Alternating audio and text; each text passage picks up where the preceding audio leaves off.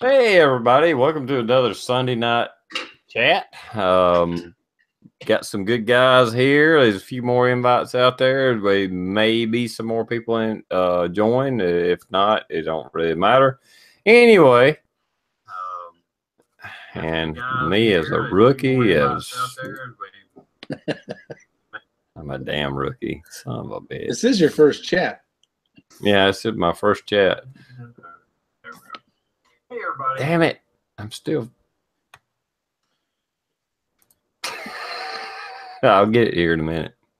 Is this me? I gotta get it right. Oh, damn it.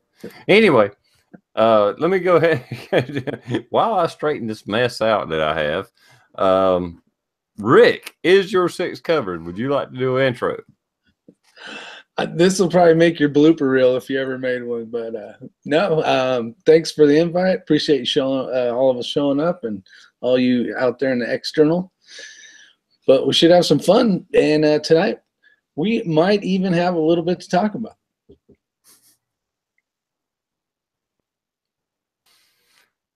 All right. Yeah, I got it totally screwed up. I can't see the external now. Blue, would you like to do a intro? Yeah, thanks for the invite. Good to see everybody out in the external as always. It's filling up quick. It's like as soon as you hit that live button, it's almost like people have like a Blue, would you like to do a intro? What the hell? Yeah, thanks for the invite. Good to see everybody. Are you who was that? That was me. Uh-huh. But anyway, yeah, as soon as it goes live, it seems like this packs up pretty quick. So the only intro that I have, really, I'm not going to bring the chat down right off the get-go, but just south of me, we did have an officer killed in the line of duty the other day from New Kensington, Pennsylvania. So that sucked a whole bunch. He was 25, Officer Brian Shaw. And then I guess we had a border patrol agent, Rogelio Martinez. He was shot and killed. So it's been a bad day in law enforcement. But just real quick, Pittsburgh Penguins, I don't know if you guys saw what they did for the New Kensington police officer that was fallen, but they did a moment of silence in the whole arena, and it turned like a haze blue. Professional sports team, you know, they took a lot of flack for going to the White House after they won the Stanley Cup, but they're top notch, and you know, I'm glad that they're in the state I'm from. So, you know, that's all. That's the only time I'm going to bring that up. I just wanted to get the recognition out there. So thanks for the invite.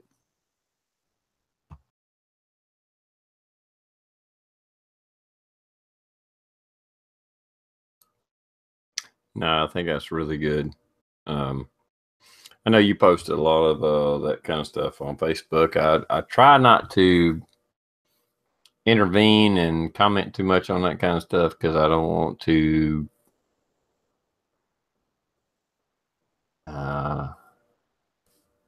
link you to YouTube, so I don't usually mess with that. Anyway, Alan, would you like to do an intro? Well, thank you very, very much for having me over here, TR. I got a couple of different things going on. The Scotsman and I are going to be doing foreign and domestic tomorrow night. So I plan on burning up all my topics this evening. I pretty much have none, but I'm going to try and keep every structure available in here so that there is no structure in our chat. But other than that, I don't really have anything coming up. I'm thankful for everybody that showed up in the side chat, and thank you very much for the link, TR. I appreciate being one of your chat slots.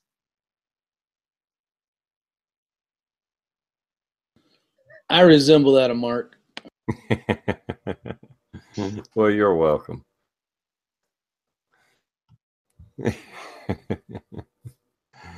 All right, we're gonna start off on the one subject that me and the guys were talking about a little bit beforehand, and we're going to talk about, well, I would like to talk about how to introduce a new shooter to the shooting sports and self-defense.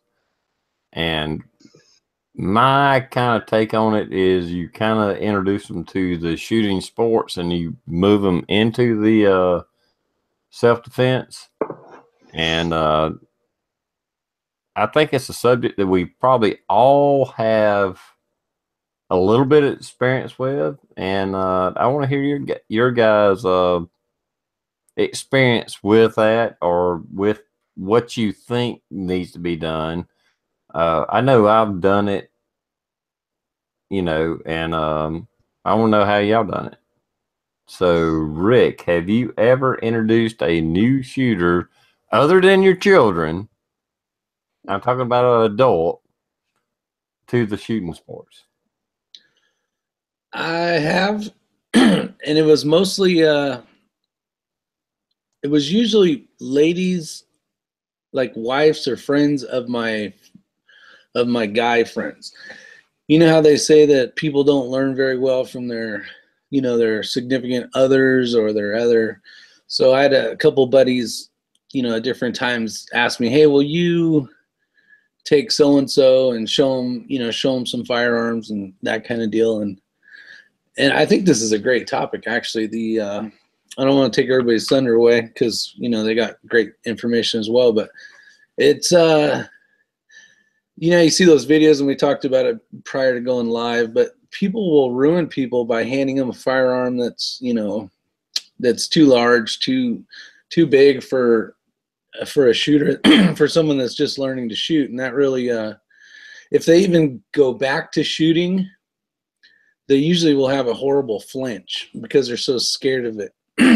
But starting out small, definitely with 22s is definitely the way to go. I think even starting off with the rifle, just understanding the noise of it and the sound of it and how the trigger works and functions and that kind of stuff, maybe even better than starting off with a pistol, because it'll be a little bit less loud. It'll be a little easier to hit something because the sights will be farther away from each other. But I'll let these guys say something, and if we miss something, one of us can pop in or whatever. What do you think, Blue?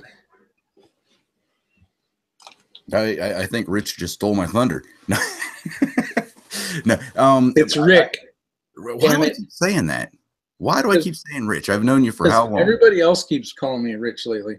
Yeah, that's it's not even that I've been drinking that much yet. I'm not sure what the hell's going on. All right, here's your thunder back. Continue. No, but I agree with everything that he had just said. The one thing that really irritates me is, the guy or girl that goes out and gets somebody, they want to get them in the shooting for home defense.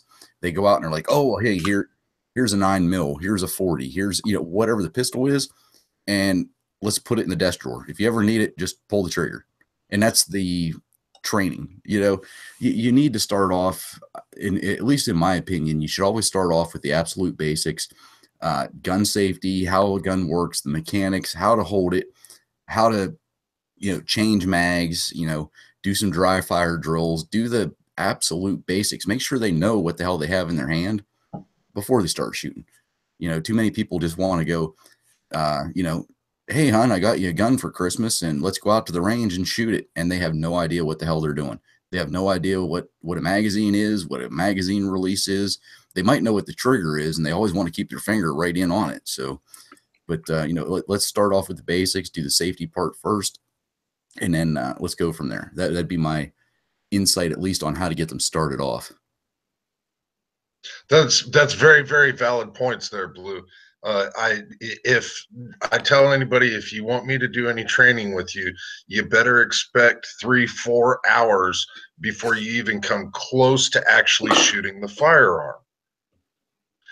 Because I'm going to go over all these different safety aspects with you. I'm going to show you how to break the instant habit that you have of putting your booger hook on the boom switch before I even come anywhere near giving you live ammunition. And so I actually have kind of run a couple of people off that wanted to learn from me, because I'm not going to sugarcoat them in that aspect of, I'm going to teach you the safety aspects, anything else. And that's a big one for me. One of the biggest pet peeves that I have with people is, oh, you want to learn how to shoot? Here's a 12 gauge with a slug in it. Let's see what happens. That is just absolutely entirely just beyond stupid in any way, shape, or form. I'm a big advocate of if somebody hasn't shot before, of teaching them with a small caliber and on a rifle. There's with a handgun, you've got 2 points of contact. With a rifle, you have 4. You have both your hands, the shoulder butt, and a cheek weld. It's a lot more stable of a platform, and it's going to help eliminate the fear of recoil that most brand new shooters develop right off the bat. All right, I'm going to argue with you a little bit, Alan. If you make them wait 3 hours to shoot a gun, I think you need to modify that, because I think shooting should be fun. Shooting should be a fun sport, and you need to make it fun for them. Don't make them sit through a 3-hour fucking safety course. I understand the safety point, but you need to get them out there doing it quick. It's like a kid with fishing. You don't want to take a kid fishing and make him wait 3 hours to get a bite. You have to make sure he gets fish quick. And it's no different with a new shooter and shooting a gun. You got to get them out there quick. Now, don't get me wrong. I take them through the safety and do all that, but within 30 minutes, they should be shooting. That's my point. When I get a new shooter, within 30 minutes, they're shooting a gun. Yeah, so I thought you said 10 minutes. 3 hours is me saying 3 hours is greatly exaggerated. But I tell them, we're gonna sit down and I'm gonna go over the safety aspects of it. I'm gonna show you how to handle it properly, and I'm gonna try and break a couple of instant habits that people have just because they've never picked up firearms before. Everybody does it, and it's a habit that I'd like to try and get broke before we start dealing with live ammunition. The 3 hours is an extreme exaggeration. That's a very, very valid point. You got to get somebody out there and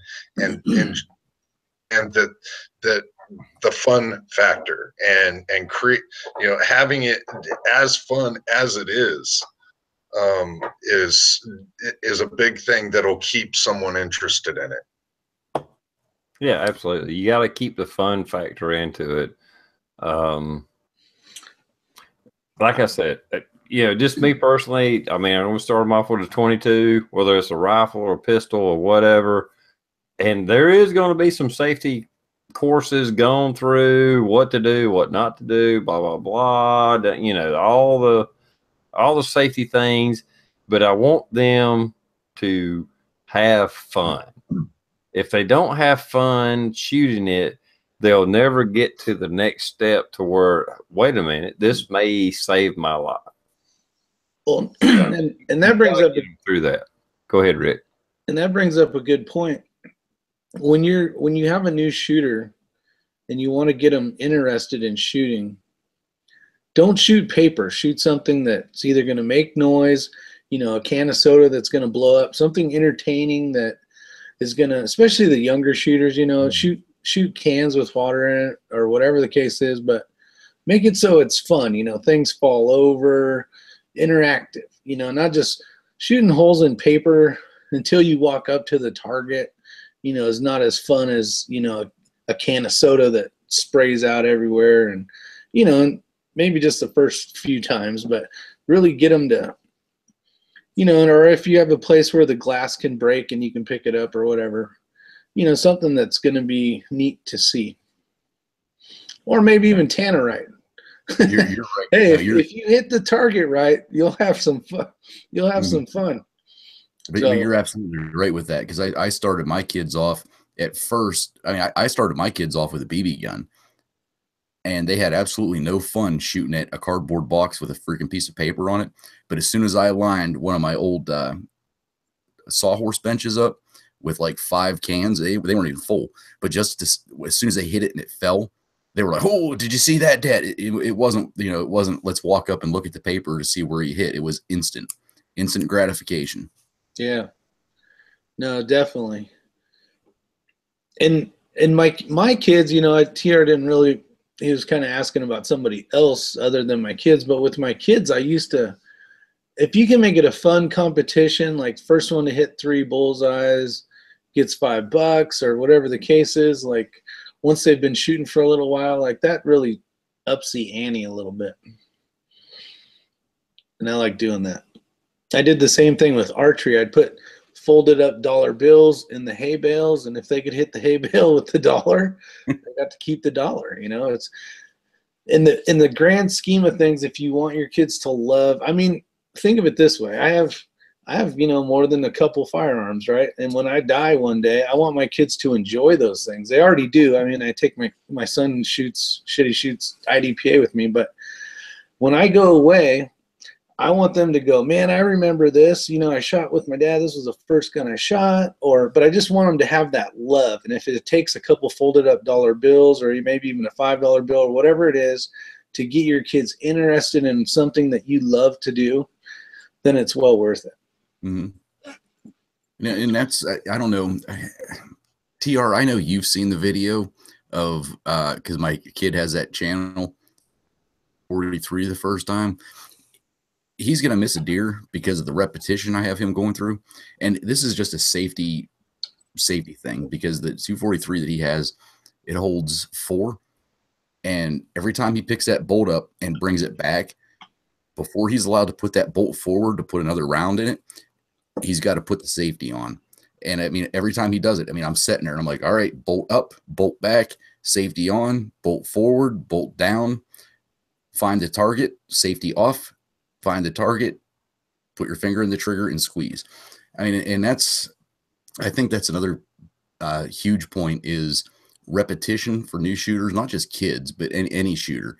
You know, make sure that whenever they grip the gun, if we're going to, you know, we'll switch to handguns, you know, make sure that they're holding the gun the same way every time. You don't want them picking it up one time and, you know, doing the you know, the what I call the correct way, and then the next time letting them get away with putting their palm underneath it, or, you know, something like that. I think a lot of it is repetition. And they're going to want to get better. At least my son, I noticed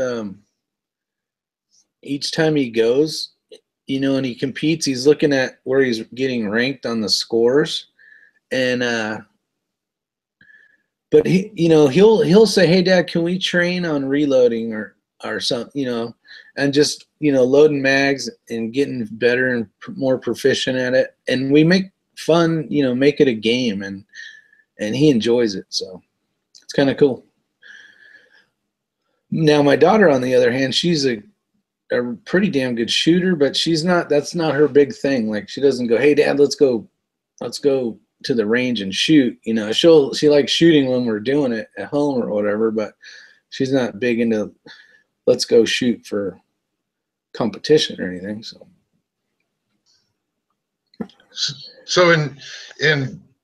we talked about using like a rifle to start off with, and then going to pistols. And one of the other things that I kind of don't like to do is, I'm not going to give somebody, I move them up to 9mm. I'm not going to give them a little tiny 9mm to start off with. I'm going to hand them a full size 9mm. So that it actually can handle the recoil better. They can get a better grip on it.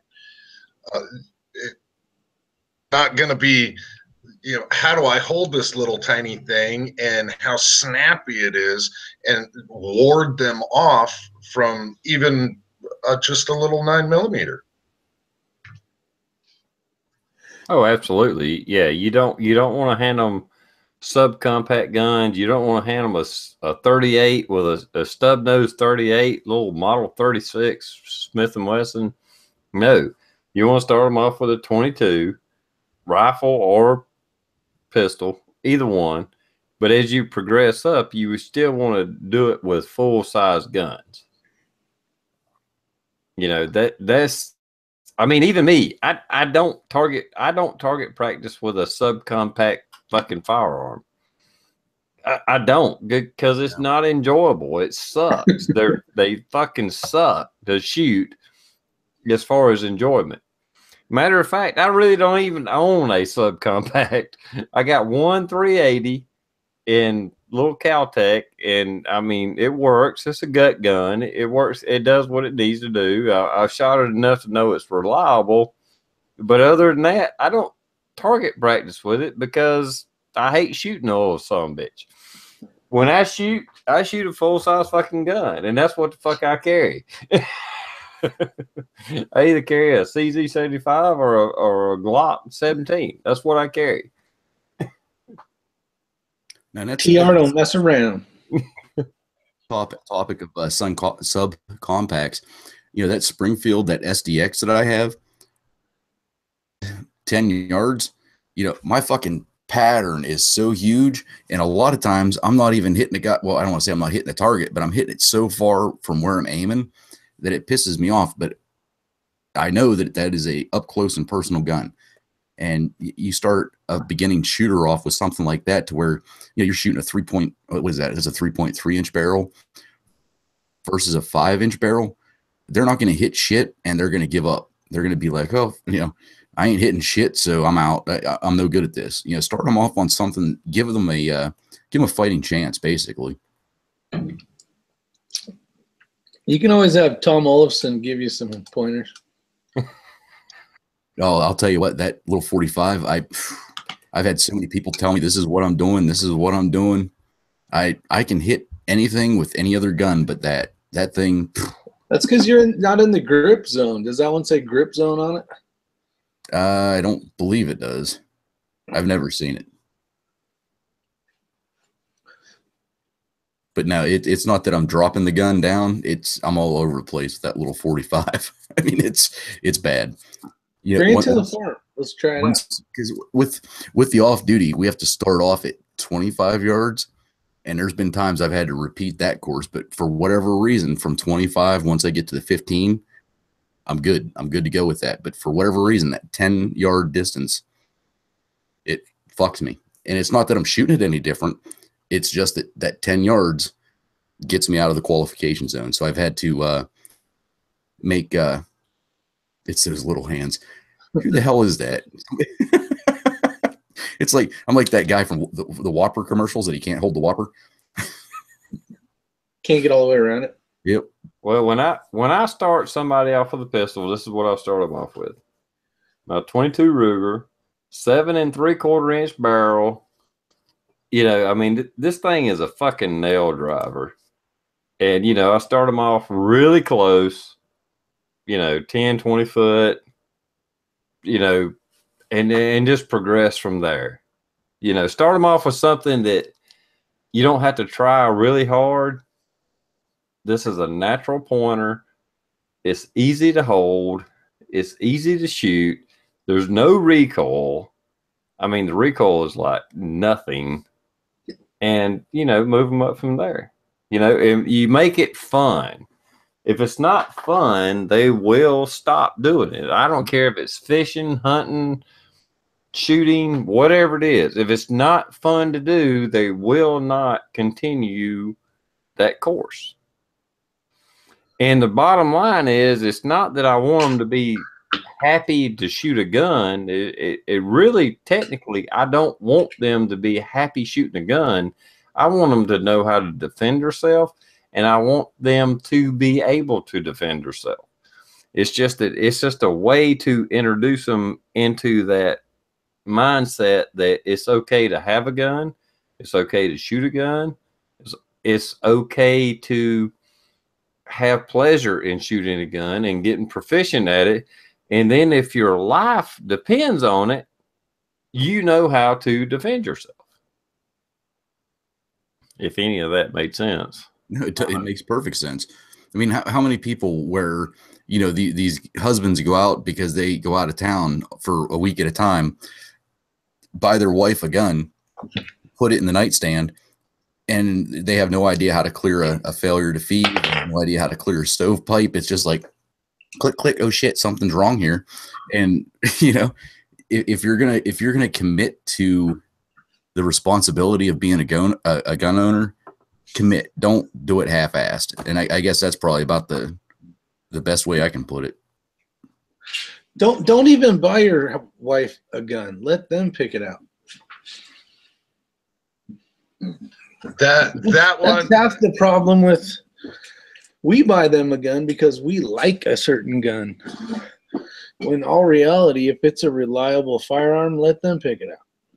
It's their hands. It's their comfort. That's where we screw up, I think. Well, and one of my wives went out with me because she wanted to buy a carry weapon, and we looked at a few different stores, and she ended up picking out a SR9C, and I was just like, well, you know, I carry an SR9. You know how these things operate. You know, it's manual of arms. You've shot mine numerous times. You got a general idea of how it's going to shoot. And this is before we had chances to go into ranges and rent particular weapons before her picking anything up. And she picked one up, and she ultimately did not like the SR9C. There wasn't anything wrong with the pistol at all, but for her, it was just a little too big to carry. It was actually a little too big in her hands. After she owned it, she just felt like it was a little too much for her, which wasn't necessarily a bad thing for me because I ended up acquiring an SR9C, and then she went out and bought a Ruger LC9. And absolutely loved that thing. I hated it because of the trigger pull that was on the original LC9s, but she loved it, and she shot really, really well with it. She could 25 yards, she can drive tacks with it. I was blown out of the water, and I tried to avoid her if she was mad at me, and I knew she was carrying it. There you go. Well, I guess I'm a traditionalist. I'm old school or whatever you want to call me. I don't give a shit. A new shooter, I want them having this, a fucking revolver. Not necessarily this, a 4-inch, GP 100. My first wife, I got her a revolver. I don't want her having to worry about a jam, a stovepipe, anything like that, because I knew, like my first wife, yeah, she shot. She would go out shooting with me, but it was so limited. She didn't have the motor skills, the muscle memory to know what happens when you try to pull the trigger and it don't go bang. With a revolver, you pull the trigger. This is clear. Let me double check. You pull the trigger, bang, bang, bang, bang, bang. That's all they got to know. And I am a big revolver fan. I don't carry a revolver. I think I'm fairly proficient with a semi-auto, but with a new shooter, I don't give a damn. Whatever. Chastise me if you want. A new shooter, I'm gonna put a stub nose 38 in their hand, and that's gonna be their carry gun until they get better. With that gun you have there, TR, is that like a late 80s police trade-in? No, it was well, I probably had it since the 90s. It's a Ruger GP 100. That looks like the big. Those are nice. The SP 101s are nice too.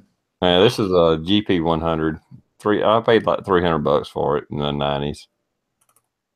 I think a revolver works good for people that have some disabilities or are very old.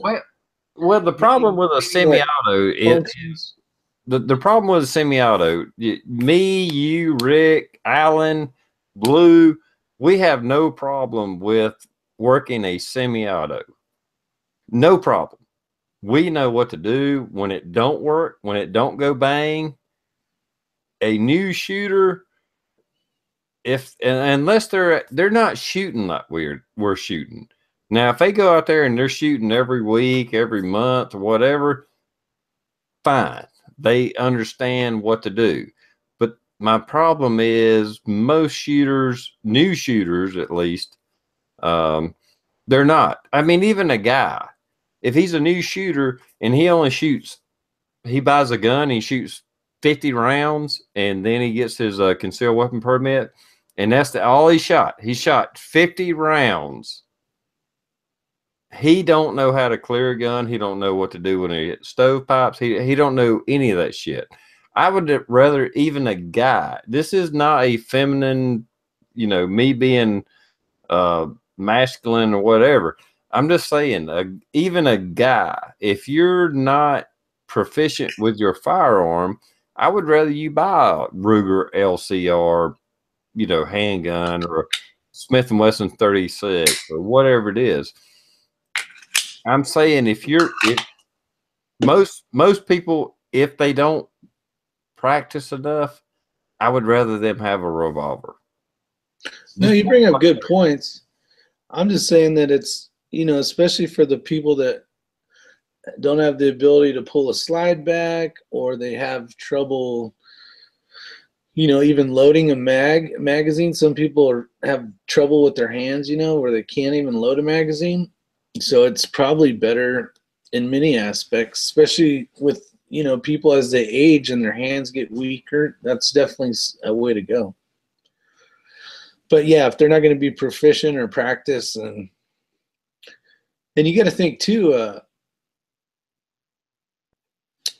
now you have that, which one's that hold? 6 rounds, TR? So, say that's the nightstand gun, and that's like Luke's here. They're only going to have 6 rounds, where if you had a loaded, reliable pistol like a Glock or a CZ or something, and it had 20 rounds in it, and all you have to do is pull the trigger, it's just as reliable as that revolver. Well, no, but a semi-auto is not just as reliable as a revolver. Oh, I disagree. Dude, there's so many parts. There's so many parts in a revolver with timing and stuff that you can turn your revolver into a. How many times, Rick? Honestly, how many times have you seen $1,000 fucking semi-autos fucking jam? Fail. Yeah, it happens. Okay. Now, how many times have you seen a $350 fucking revolver jam? I don't watch people shoot $350 revolvers. Well, that's my point. I mean, literally in a self-defense situation, a couple of shots is probably all that's going to happen. And don't get me wrong, I don't defend myself with a revolver. I have semi-autos. That's what the fuck I use. There's a semi-auto on me all the time, or by my bedside. That's what I carry. I do that. But somebody that does not shoot more than 50 rounds a year, they don't need to carry a fucking semi-auto, because they have no idea what to do when it doesn't function. That's the only reason I push a revolver, because all they got to do is pull the trigger. Yeah, there's only 6 rounds. There's only 5 rounds. It doesn't matter. At least they got 5 or 6 rounds, because if you don't practice, I'm only playing devil's advocate because you're my buddy. Yeah. If you don't practice, you're gonna shoot like shit, right? Well, you have only 6 rounds. If you're gonna shoot like shit, use something with a 20-round mag, and then within that shitty mess of 19 No, I disagree. I disagree because in a self-defense situation, you're probably going to be within 5 foot of each other. If you're shooting somebody at 20, 30 feet, you might be up on fucking, homicide charges. if you have to use your gun in a self-defense situation, they're probably going to be within a couple of feet within, I mean, almost arm length of you. 1 or 2 rounds is probably all that's going to be shot in a normal situation, self-defense. I carry a Glock 17. I got fucking, 18, 20 rounds of ammo on me. Don't get me wrong. That's what I carry. But I'm just saying, for your normal self-defense, even home burglary, whatever, if you pull your gun, 1 or 2 shots is probably all that's going to be fired. Mm-hmm. And yeah, you're hoping so. But and the thing you need to remember is what causes most of the failure to feeds, failure to extract. It's not the gun; it's the limp-wristed son of a bitch that doesn't shoot a lot, and they're sitting there they're just letting the gun kind of control their hand, and they're not getting that good grip. So, at least that's the main failures I've seen with new shooters is that limp wrist. So if they're not going out to shoot, definitely Revolver's the way to go. I have to play devil's advocate on that there, Blue. I did a video where I shot this, I shot my P320, holding it as limply as I could possibly do. I couldn't get a limp wrist failure to happen. The majority of the times that I've seen that happen has only happened with Glocks. But I kind of disagree with the limp wristing thing, because like I said, bullshit. I did a video on it. I call bullshit. You can watch my channel. I call bullshit, Alan, because I've seen it myself. I've done it myself. With a Glock? No, with various fucking firearms. Limp wristing will I'm not saying that it doesn't happen. Not every time, but it can. And it's the same thing with the rifles as well. There's been times even with the AR, which I've had 0 issues with failure to feeds anything. And with the AR, like sometimes I don't know, it's a different platform thing that we use to train with, where you have to get down on your side, you have to lay down, you have to do this, and you have very bad, I don't want to say placement, but it's the most uncomfortable way you could probably ever shoot a gun to where you're kind of off your shoulder. That is whenever I will almost always have a jam, at least with my AR. So, I mean, that they're made to, are you limp wristing an AR?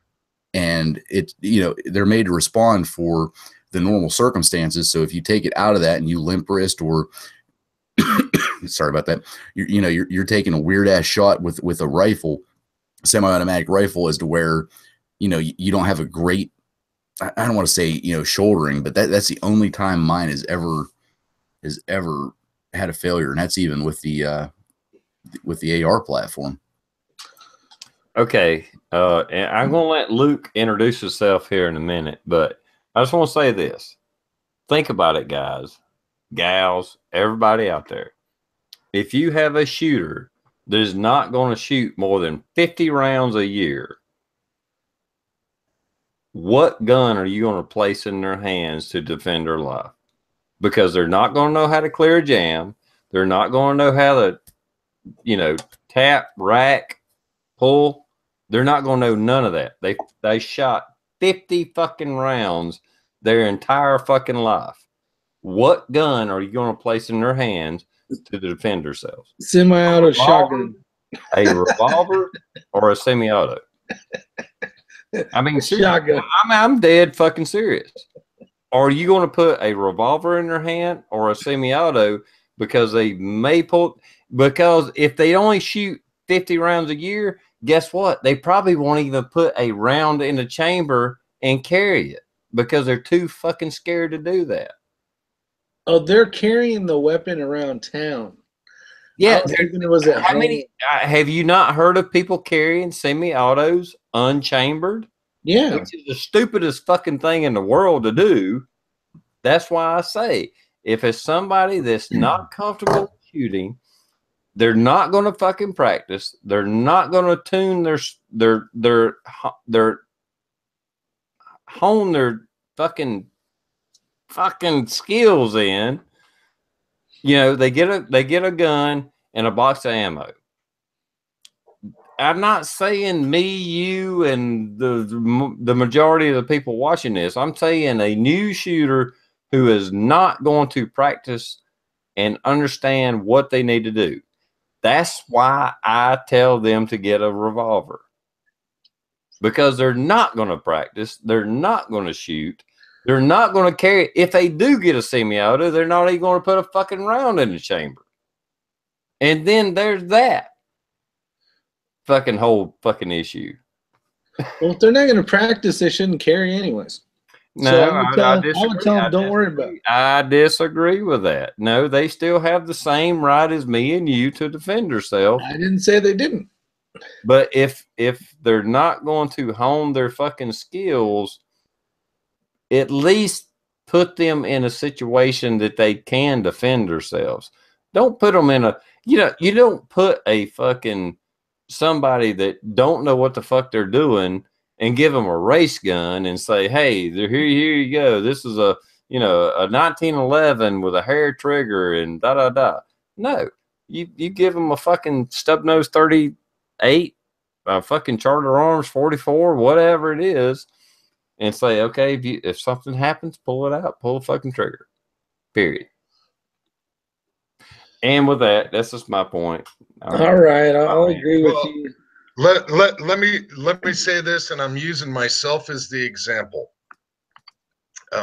Going back to the fact of training people to shoot, I think that it's actually better to train somebody to shoot a pistol with a revolver than it is with a semi-auto.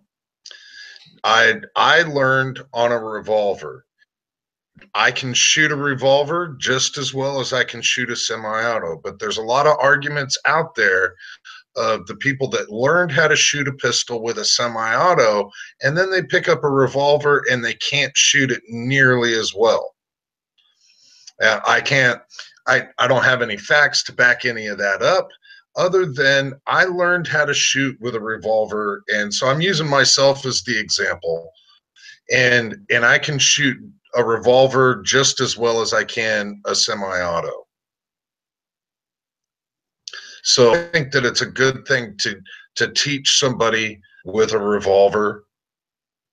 I think that they're antiquated instruments, and you should go out and get yourself a semi-auto. No, I'm just talking shit. I like revolvers. And I do think that it's a good thing to teach somebody on a revolver. I know. All right, Luke. It's been a long time since I've seen you on chat, and you've been in law enforcement, and you have some experience with firearms. What? Let me take that back. Do an intro, and then give us your thoughts.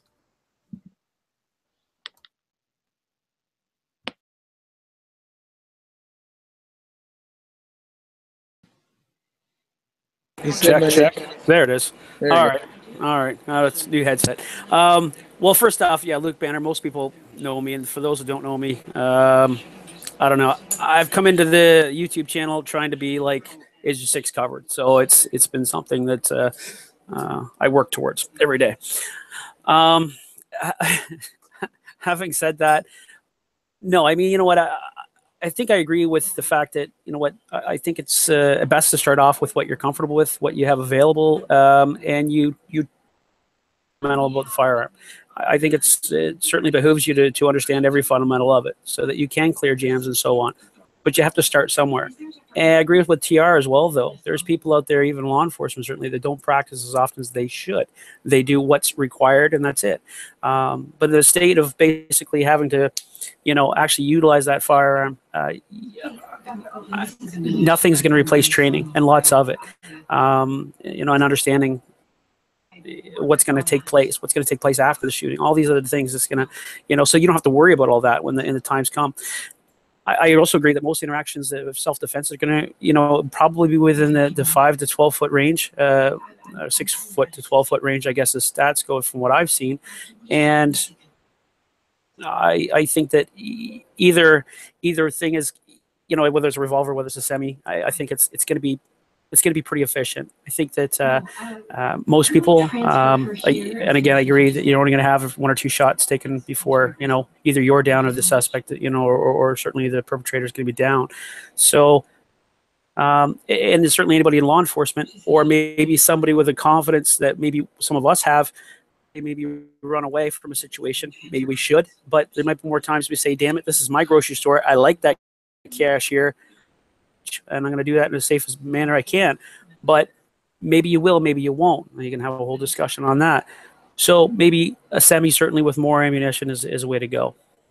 You know, so it's one of those talks. It's like, what's the best, you know, everyday carry. I'm Canadian, so I don't have that argument, but I certainly have heard enough about it down there, and it's one of those things. You could go all day on it. But anyway, thanks for the link, TR. I appreciate that. It's been a little while since I've been on a Sunday night show, so it's good to see everybody.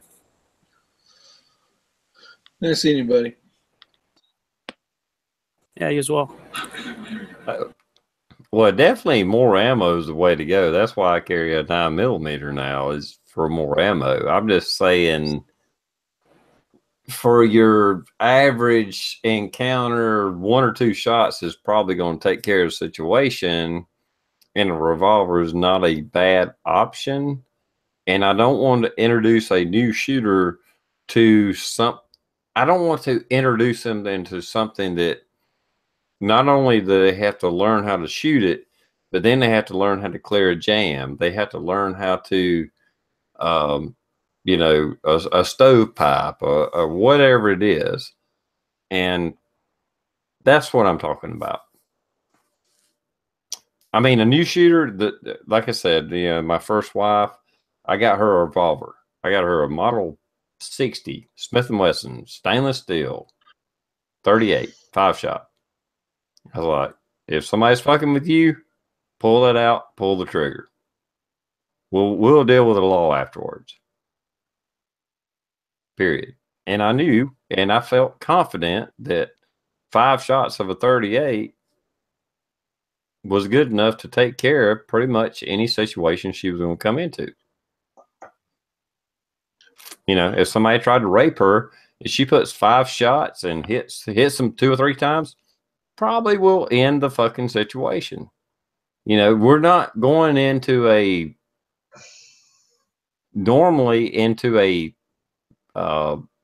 mass shooting situation. And I actually think that women are more vulnerable to having, you know, some guy come after her than we are. Especially if you get a mohawk and have it, you know, trimmed up really nice. They, you know, people just, they're not going to fuck with you. Yeah, I definitely, I agree with that 1000%, TR. I'm a 6'2", 235-pound dude. I walk down the street, and most of the times couples will separate from each other just to avoid my path. I'm not anticipating getting attacked, and if I am getting attacked, chances are it's going to be by more than one assailant.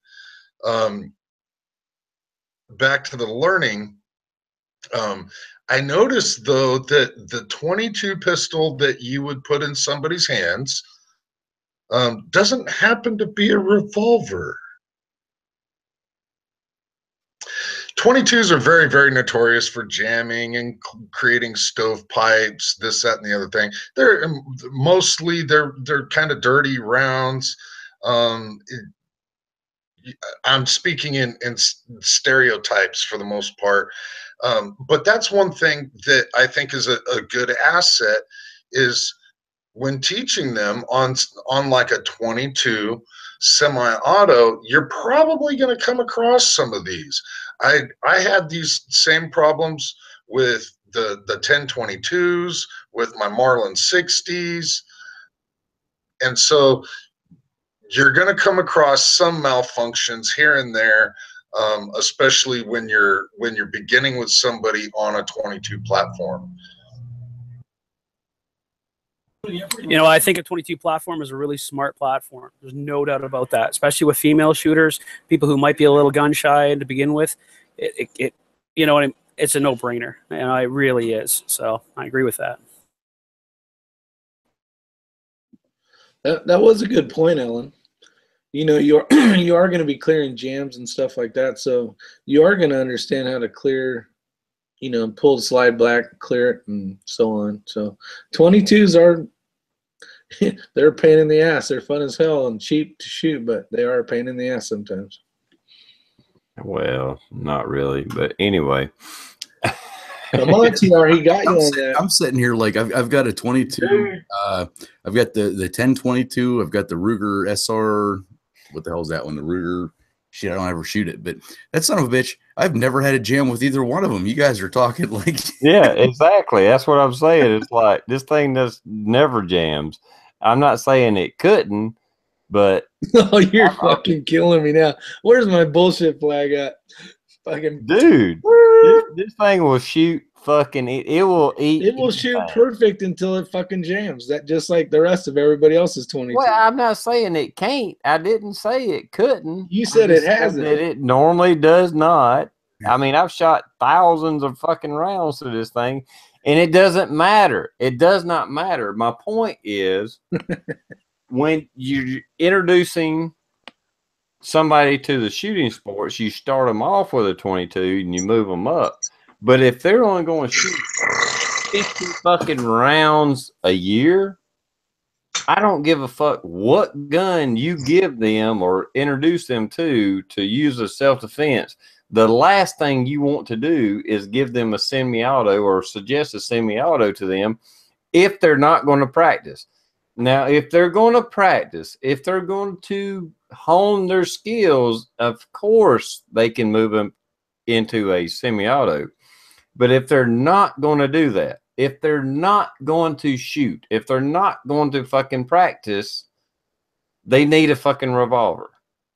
If you're going to practice and all that, of course I mean, all of us, everybody on this panel, I guarantee you, carries a fucking semi-auto.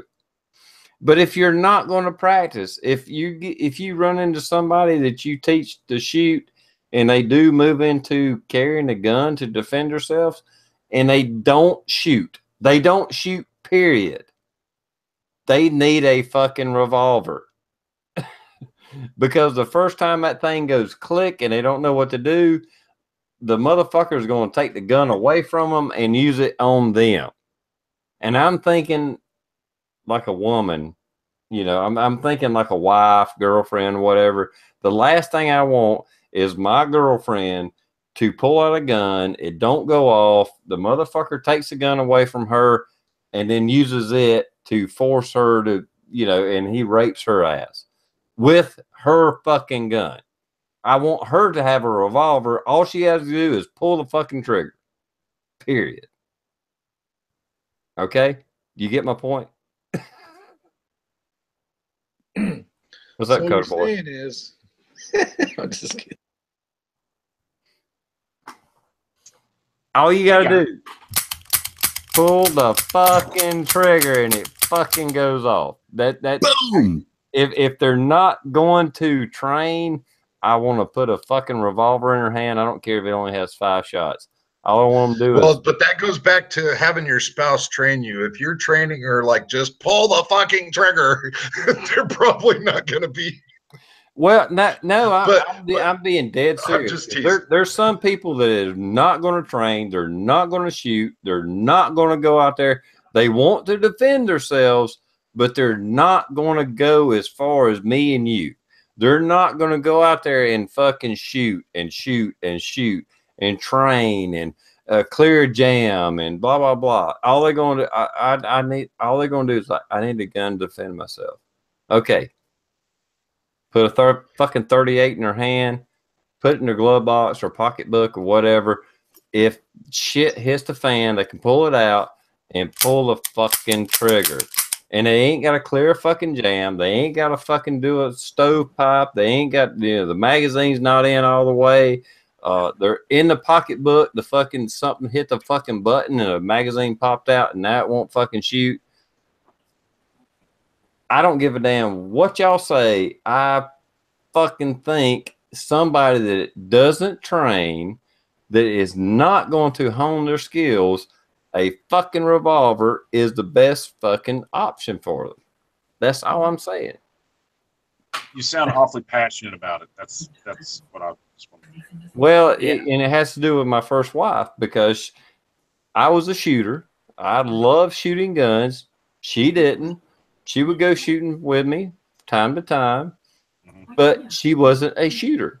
So I bought her a Smith & Wesson Model 60, put it in the dash of her car, and I told her, if anybody ever comes at you, pull it out and fucking pull the trigger. And I took her shooting just enough that she wasn't afraid to pull the trigger. But if a gun, if I gave her a semi-auto and it jammed, she wouldn't know what the fuck to do with it. She would be helpless.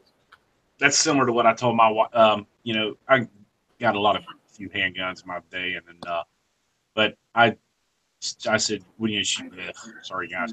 She goes, "I want to shoot." I go, "Okay, let's go in here and pick one out." So she picked out a couple of them, and I said, "All right. So what I want you to do, and this goes back to what you guys were talking about earlier. I was listening to you on the way in, but growing familiar with the firearm, touching it, manipulating it, knowing what to do, what not to do, how it operates, just growing familiar with it." She goes, "No, I don't want to touch it. I just want to shoot it." I was like, "Okay, well, let's do that, because that's going to be real fucking fun for you." And that's why I don't teach her anything. But we went to the range, man. She shot, her favorite gun was the Smith & Wesson M&P. And she shot one mag out of it. She goes, "Okay, I'm done." And I said, "Okay." She goes, "Okay, which one do I get when I get home?" I said, "You get the 38. Why? Because you take it out of the hand safe, you put it towards the safe door, and if somebody tries to open it, son of a bitch, without saying, 'My name is, Officer so-and-so,' you fucking pull the trigger till you don't have any more bullets left." And she's like, "Okay." And that's it. I mean, because like you said, TR, a revolver is going to go bang as long as she can hold it. And that's my only concern. As long as she can hold it, then we're in good shape. Other than that, if she, but at that point, put one bullet through the door, whoever's on the other side of it, they've made it through the dogs and the alarm, then, it wasn't meant to be anyway. Emergency services. What do you mean? It's like fire service. Blue, I got a question for you. Do you remember the transition from revolvers to semis? With me? No. Whenever I got in, we were already semi-auto. Okay, I wasn't sure. I thought maybe that was the case. I've spoke to a lot of people, certainly in the law enforcement base, and we've seen the go from revolver to Beretta to Glock, right? Up here in Canada, and that might be similar for a lot of other departments, but maybe not. But one of the main concerns was on a liability end of it, because of the fact that you just pulled it out and you shot. It was more apt to, they said anyway, to make a mistake, and the judgment calls would be a little bit, maybe hindered by revolver. The other thing is that they wanted to have officers have more firepower, certainly more options, more ammunition to be able to throw down range without having to, do a mag change. But I think that when we got to the Berettas, for instance, there was female officers who actually couldn't. This is going back to certainly what Coda Boy just said, is that, being able to actually handle a weapon, and actually hold it was some reliability.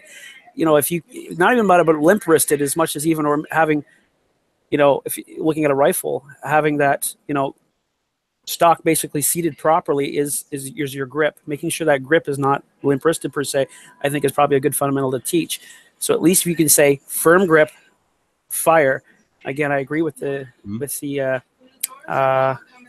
revolver aspect for sure. But again, maybe this is because I'm Canadian, but I say that, and I know you have the Second Amendment right down there to carry. We don't have that up here, but yeah, I would definitely say you need to learn that weapon. If you're going to use it, you really need to know the ins and out of it, and you need to put as many rounds downrange as possible, so you can experience what it's going to like to have a malfunction, whatever that malfunction might be. right? And just like you're saying, whenever they transitioned over from the revolver to the semi-auto, of course, back in the day, I've never held an old ass semi-auto, but let's just say that we hired, and I'm not picking on females, but a female and or a very small petite male, and they had real small ass hands.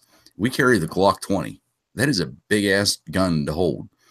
You know, I don't know how somebody like that would be able to, you know, hit the slide release, hit the mag release, you know, be able to keep that, you know, are we transitioning to, okay, this is the department issued firearm. However, you can't do it. Obviously we have issues and we're not picking on you, but however, here's a smaller frame gun, you know, qualify with it and roll with it. You know, I mean, that's,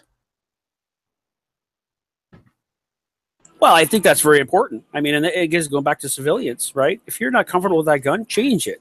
You know, recognize it early. Say this isn't working for me. You know, if you see that, you know, for instance, your wife or your husband, I mean, whatever, or your friend or your brother or your sister. I mean, if you know, you're instructing somebody or you're encouraging them to go ahead and carry a particular weapon because you think it's good, that may not work for them. So you have to find out which works for them as well. You know, but I don't know. There's, you know, there was experienced shooters out there. You know, they're out there that'll carry, you know, a 5-shot revolver and be confident of that all day long, you know, and rightfully so. You know, especially even smaller models, you just pop in your pocket, you know. I don't recommend carrying it that way, but you know, that's what, yeah. It depends on what you're happy with, I think. I'll tell you what, I grew real familiar with the 642 just recently, and doing the whatever freaking reloads. And you know, you can do a reload in about 5 seconds with one of those. So it's 1, 2, 3, 4, 5, blam, bam, drop it in there, go. And you know, you get some of these guys out there, that's how they've trained forever and ever and ever. I mean, some of the old guys, I remember going to LA and watching with the big old flippity floppity holsters with their big old Colts hanging out the side of them, or Smith and Wessons. It was the funniest thing. It was like, I'd be kidding. In our department, they carry the Smith and Wesson M&P 40s, and they've got people who can't hit the broadside of a barn. Matter of fact, we just had one of our cops acquitted. They shot one of the Hispanic fellows who didn't refuse to put his gun down, and they just shot him with an AR and body camera and all. But they acquitted him because, you know, half the story is you don't know what the hell's going on or what's being said half the time. But it's interesting to it goes back to the experience level of a revolver. You can be, and just like we were talking about the Bald and Curious yesterday or the other day, talking about that video response to the Yankee Marshal. You're not going to be as proficient, I think, in doing a reload as you would be doing a mag change out. But reloading a revolver, you can be damn near as quick. But again, how many rounds, if you've ever been in a situation, how many rounds are you going to actually be firing nonstop in a rapid situation? You know, not many times. I carry a semi, and I'm not talking about this guy right here, because I feel more comfortable carrying something with 17 rounds. And not only that, but I want 17 more. So, you know, it's all about the comfort level. But going back again to that beginner,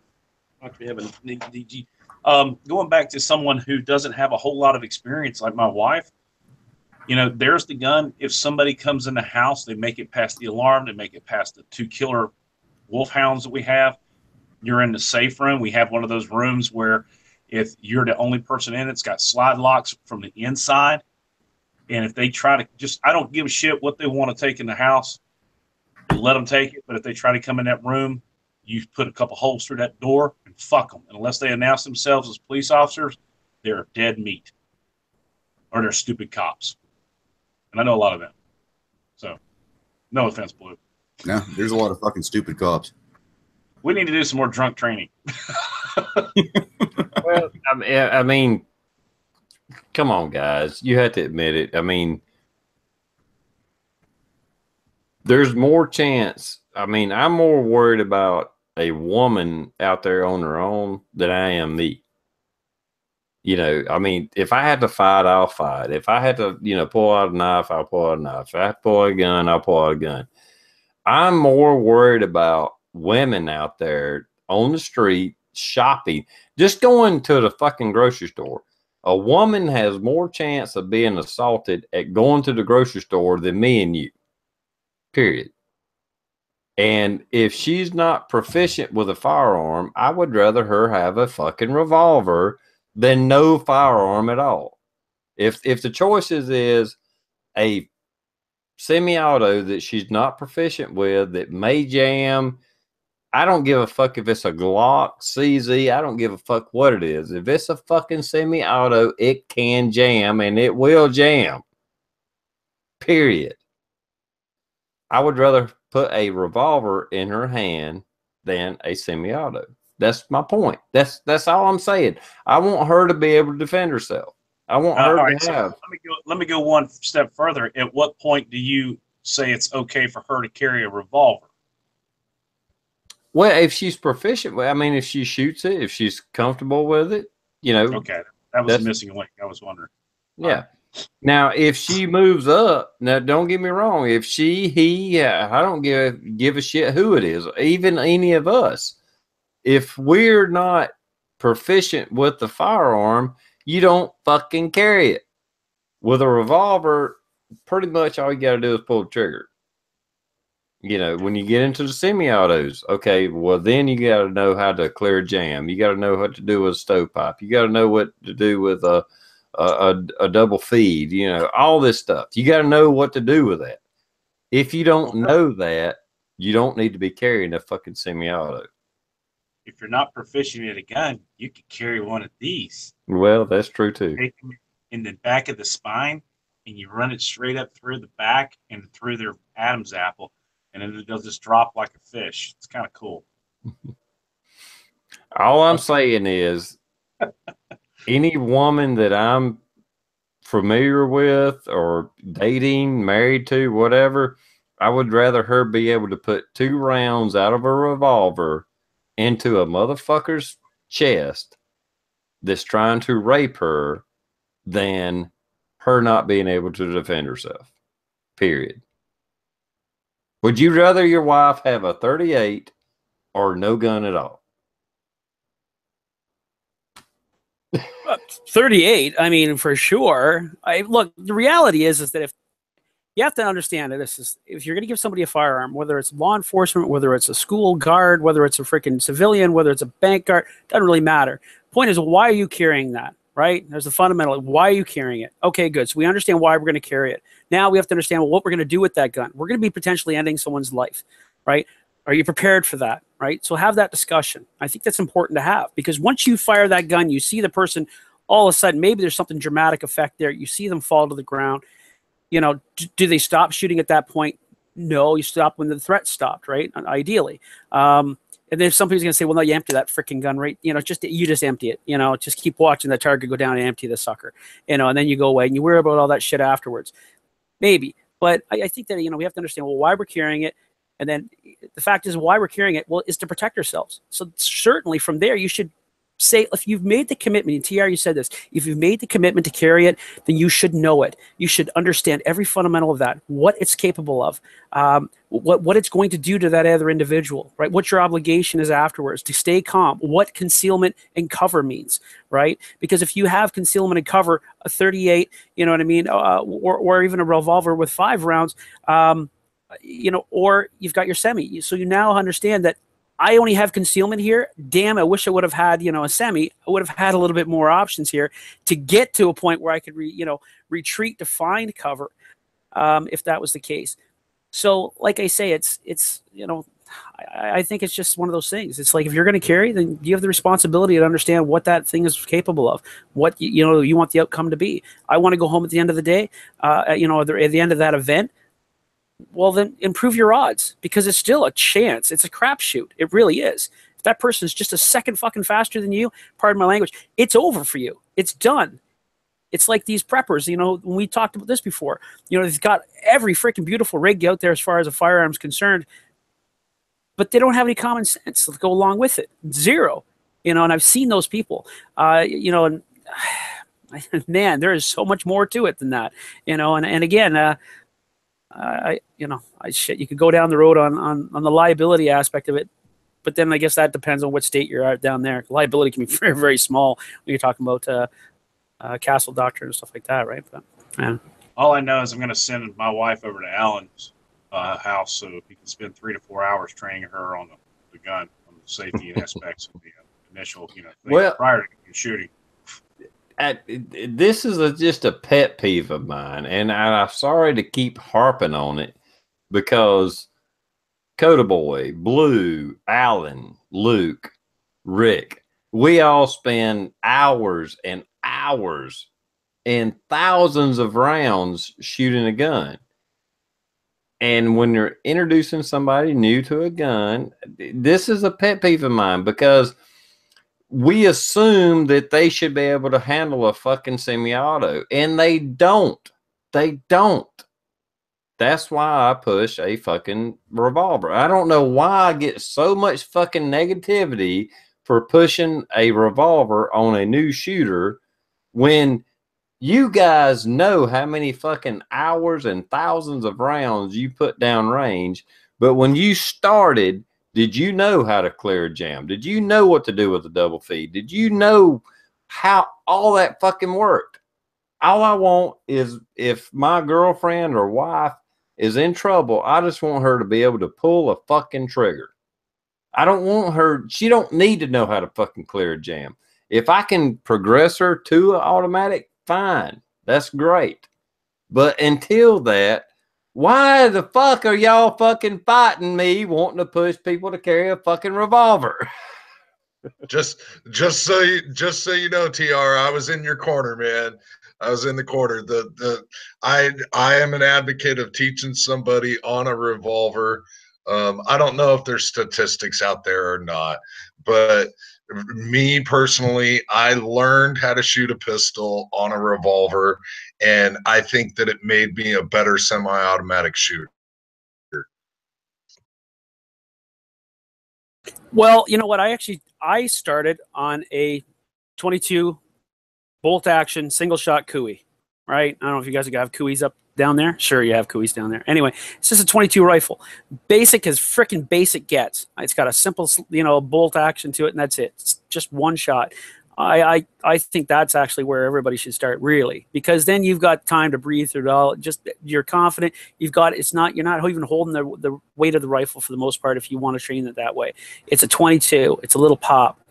That's where to start, and shooting at different targets. You can see what the devastation is, even with just a 22, right? And working up. That's me being responsible, thinking as a parent, you know what I mean, and beyond. And I think that even with an adult, you start off baby steps, just like anything, right? So I think that's a responsible way to look at it. I really do, because the other thing is that with everything else that's going to be going on at that particular time, your judgment training and everything else is going to have to step in. Some are going to argue that and say, it's simple. They didn't follow you. Think they're a threat. You shoot them.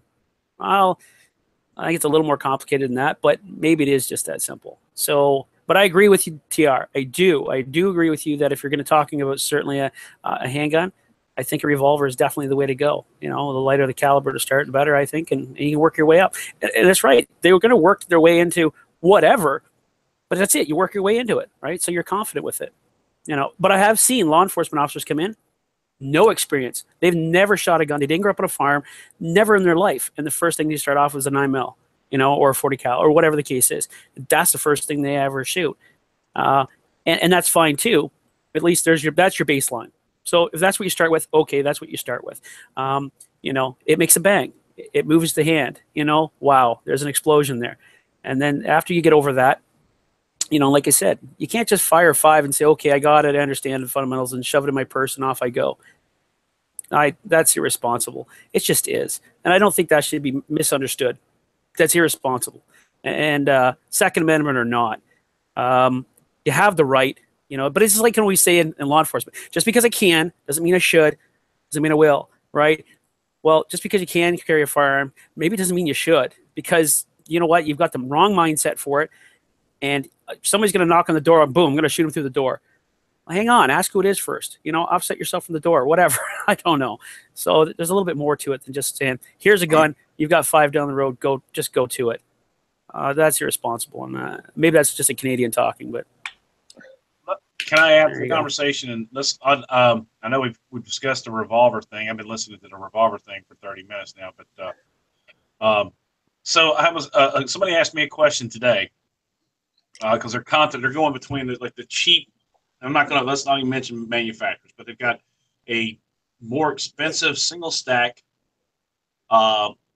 semi-automatic gun, okay, pistol, versus the less expensive, more economical double stack. So you got 7 round versus 12 rounds. If you ever have an incident where you're having to use this gun, they're gonna take it for evidence. You'll get it back, hopefully, and if you're out of jail. But let me ask you a question: would you use a very expensive handgun for carry, or would you go with something more cheap that's not going to hit your pocketbook if in the event? I don't think that's going to. And everybody says that, but I think that's the least of your worries. If that happens, you're like, fuck, I could give a shit about that thing. Somebody's going to take my house. You know what I mean? So what are your thoughts on this whole? I'd carry the most badass gun you want to carry. Fuck it. You getting into a gunfight is so slim that why not have something that you know is going to work? No. I'm talking about, I know the ratios and percentages that you will ever see the day that you have to pull your firearm. Even if you pulled the damn thing, it could be taken away from you. But what I'm saying is, do you go with the cheap one or do you go to the baddest one? Or is that even going to be a worry on your mind? I mean, you're like, go with the baddest ass thing in the world. I know it's going to be your Glock because that's what you carry. So go ahead, Rick. Or go ahead, Rick. Finish that thought because I'm going to go ahead there too. If you had a $3,000 Kimber because that's what you wanted to carry as your carry gun, carry it. I do carry a Glock for my carry gun because I know it goes bang. Yeah, that's it. I just have so many people that make up that recommendation. Like, carry the cheapest thing you can because, if they confiscate your weapon or they take it for evidence, I'm like, at that point, dude, that is the least of my worries. Yeah. You're around to work again to buy another Kimber if you want it or whatever. That or, they're going to take your house and they're going to, sue you in a civil suit, that kind of thing. So, well, you want to improve your odds. It's like anything. Prepare, right? I mean, prepare for that. Prepare for that event. So if that's going to take place, what Rick just did, he articulated himself really well, right? He's on the stand. So why did you have a $3,000 gun? Obviously, you think about this all the time. Is that right? You know what I mean? Well, no, I don't think about it all the time, but I think it's an option. Yeah, but you went out and bought a $3,000 gun with all these modifications and so on and so forth, right? I mean, this is what's happening in the courtroom. We've had this argument before. I think even on this chat, and I always look at it and I go, it's articulation. Everything's articulation. Everything is articulation when it comes down to it. It really is. And you know what? It goes bang. That's it. I have the money for it. I wanted something reliable. Oh, that's it. There it is. $3,000. Yeah, $3,000. That's what I bought. You know why? Because it's, it's more resistant to weather or whatever the case is, or it's got a good track record. I want the thing to work when I want it to work, and I thought it was a reliable weapon. That's it. I mean, the story goes. You're right. $3,000, $2,000, $200, whatever the case is, doesn't really matter. You probably get it back anyways if it's a justified shoot. So spend more time versus your money on making sure that you can articulate yourself well, understand when and when not to talk to the police, which is never, okay? And that's it. Even if you're justified, we've talked about this before. If you're justified in the shooting, the detective's going, hey, Rick, you did everything right here. Fantastic. I need a quick statement so we can wrap this up here. We're going to get you, can I get my gun back? Well, you'll get that back probably in a couple of days. It's just a technicality thing. But it was a clean shoot, buddy. It was really great. I would have did the same thing. Can I get a statement from you real fast? Sure. You step down and do that. Don't do that, right? The activity that happened, the shooting, that all happened really, really fast. But afterwards, everything needs to slow the fuck down. Slow it down, right? It's now not, a cat and mouse thing anymore. It's very much a chess game. So you just be quiet, even if it's justified, great. You'll find that out. You talk to your lawyer and stuff like that. It is a serious matter.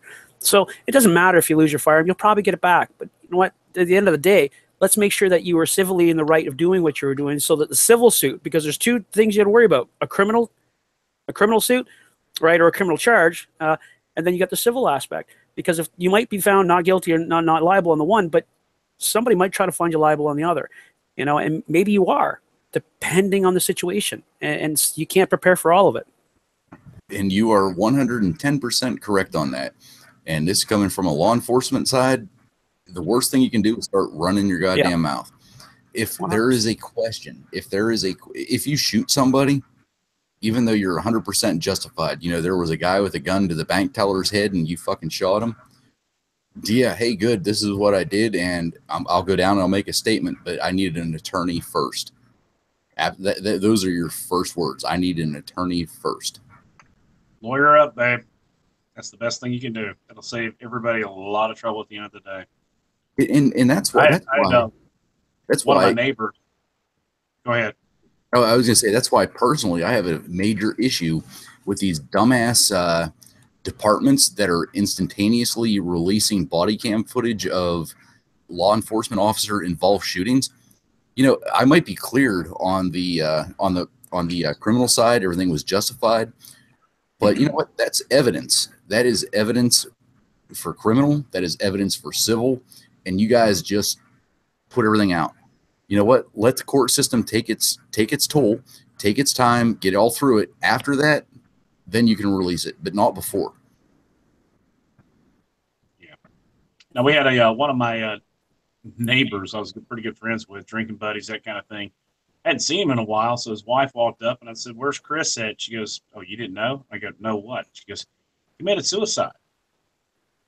I was like, "Okay, wow." So she came back later on and sat down and she brought this certificate of death and everything, and it was like self-inflicted gunshot.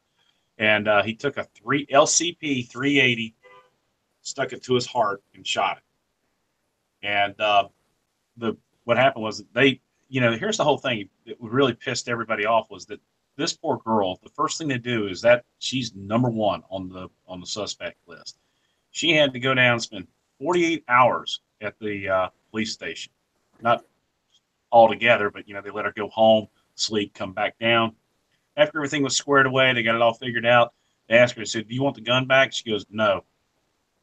I was like, shit, I would have taken the thing. But, you know, it's real weird shit goes on, man, behind the scenes that you don't know. So that lawyer up thing is to save you a lot of grief, because in the stupidity of or the rush, and just like you were saying, was you may say something and all they got to do is go like that, and it's on record, and there comes the lawyer. You got that little nameplate on the back, you know, Mullen Loeb. "Oh, so you're a Second Amendment guy, so you've been looking to shoot somebody, haven't you?" "What? I never said that." No, that's pretty much what it's implying.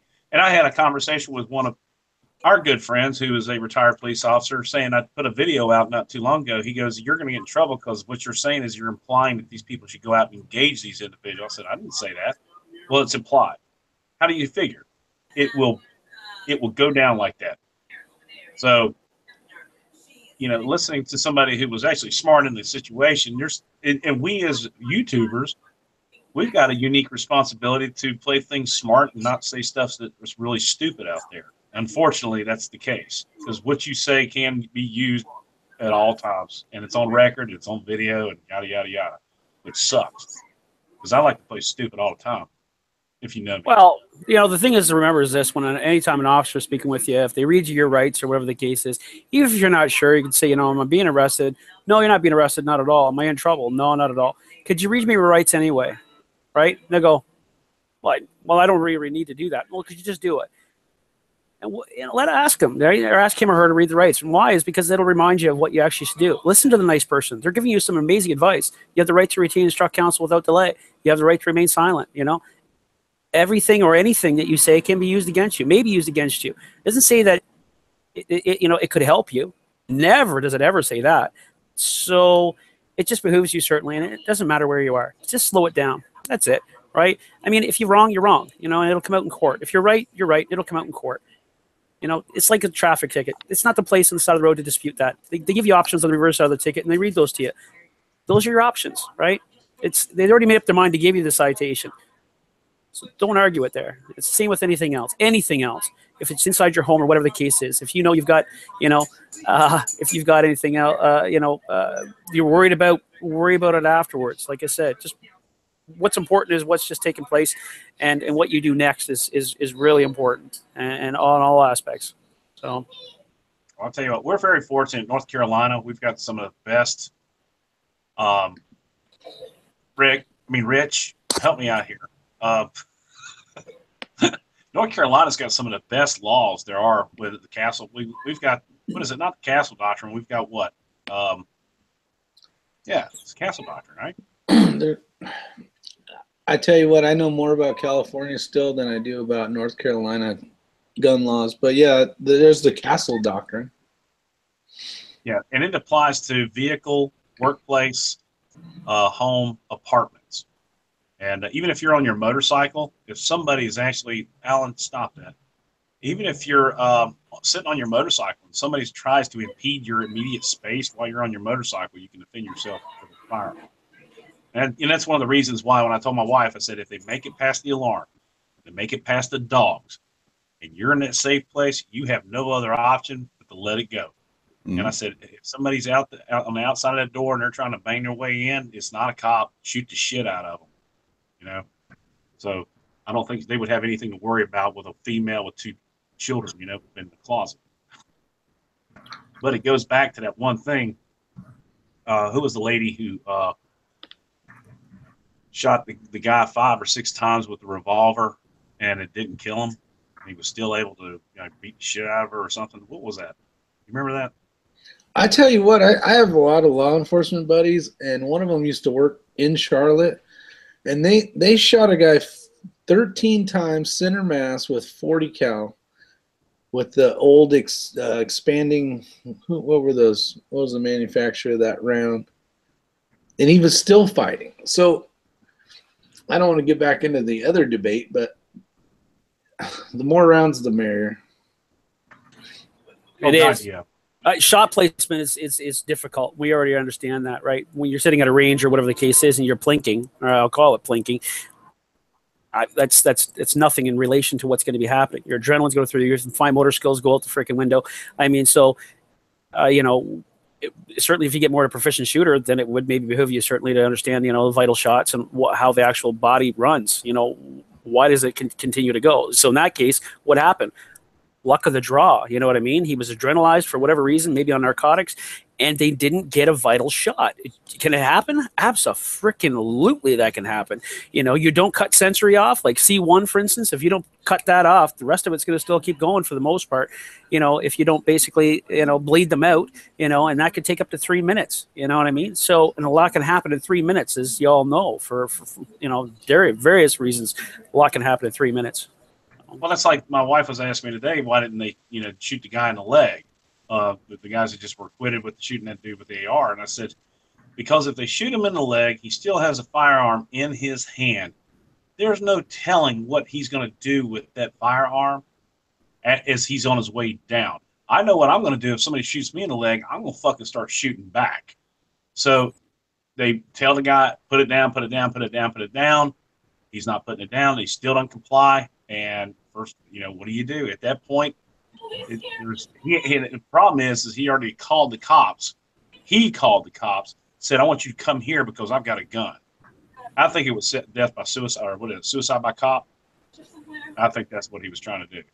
So, well, let's clear that up. Blue, in your training down in your particular state, they tell all officers down there to shoot to kill, right? That's your mandate when you shoot a firearm, right?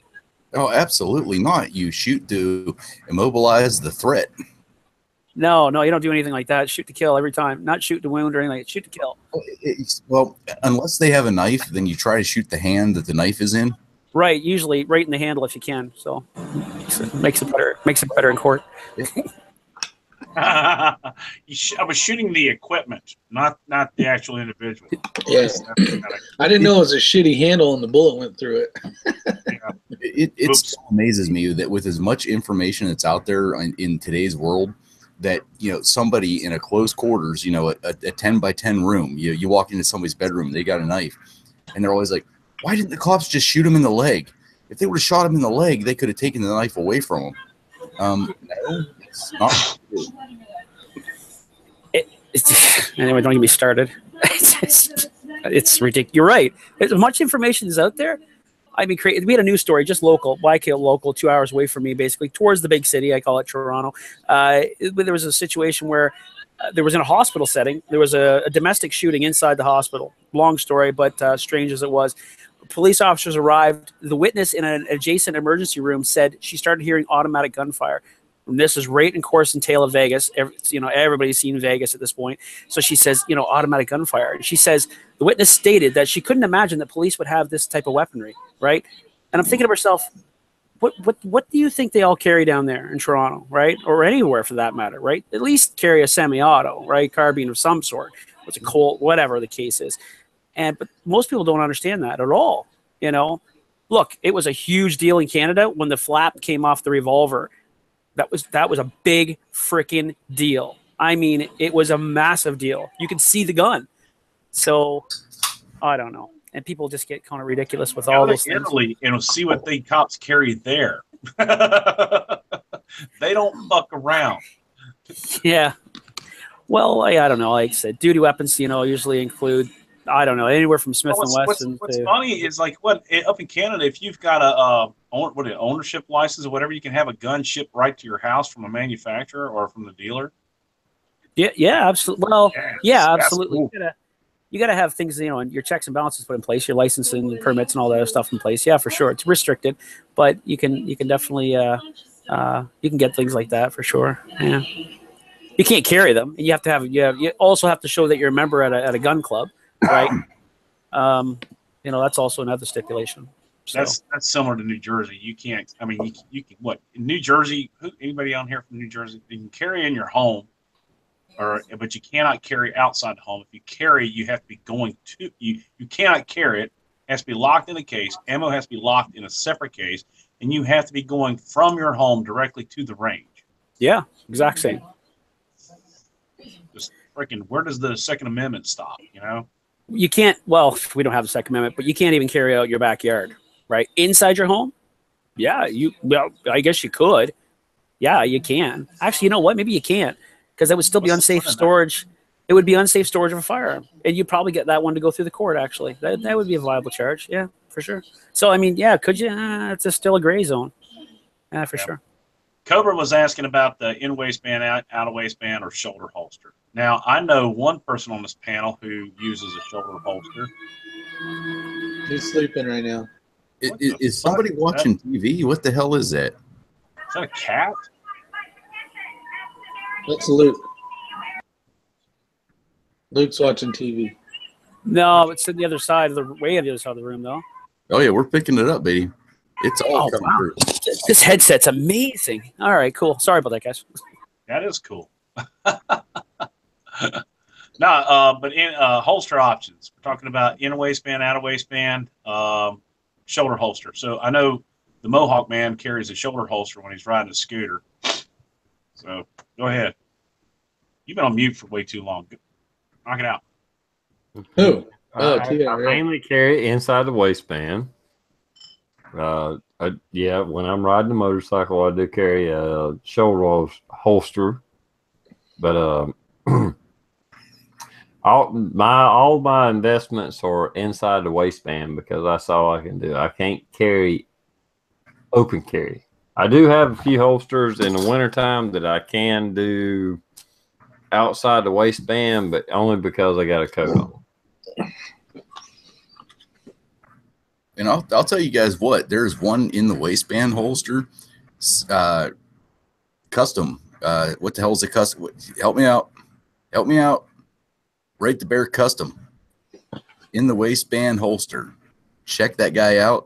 I've been wearing that damn holster every day. And it took some getting used to the leather versus the cloth versus your neoprene or nylon. But damn, talk about quality. You talking about this one? No, I've got. Or is it just in the waistband holster? No, I've got the quick draw just in the waistband. Right the Bear. This thing form fitted to my booty. Hell yes. I did take the in the waistband holster off though. On this one. That CZ's a heavy son of a bitch when you normally carry a Glock all the time. Fuck. November 4th, man.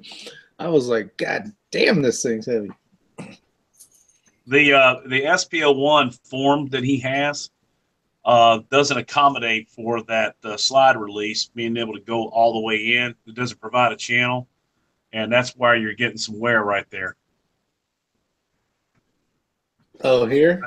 Yeah, that's when I did a Kydex holster for the same pistol. I have to. It doesn't give you a channel. Yeah. But I did the holster review for that the Lance holster. People are like, "What the fuck, man? That thing's like huge and bulky and nasty. Why would you wear something like that?" It's a gag gift, asshole, but it's a really nice gag gift. Yeah, it's snakeskin one, right? Yeah, I mean, that thing's off the shizzle bazizzle. I'll wear it, but I think somebody like Big Johnson would be more suitable to wear that thing.